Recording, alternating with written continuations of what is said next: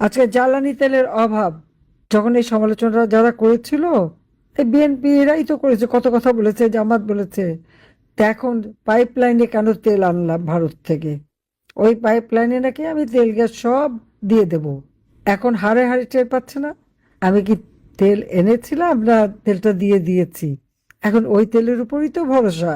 ভারতকে গালি দিয়ে চিকেন নেক করবে, সেভেন সিস্টার দখল করবে, লম্বা লম্বা কথা যারা বলেছিল, আজকে সে ভারতের কাছে তেল ভিক্ষা চেতে হয়, চাল ভিক্ষা চেতে হয়, সার ভিক্ষা চেতে হয়। কেন? বিদ্যুৎ চাইতে চাইতে হয়। আমরা বিদ্যুৎ আমদানি কেন করলাম সেটা নিয়ে সমালোচনা। আমি পাইপলাইনে তেল কেন আনলাম, সমালোচনা।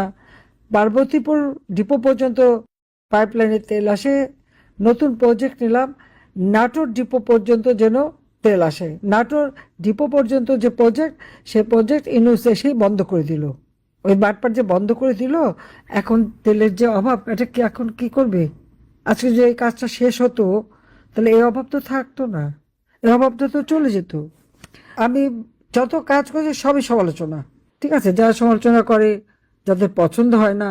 মেট্রো রেল করেছি, খুব খারাপ কাজ, তার জন্য মেট্রো রেলে না চড়ে।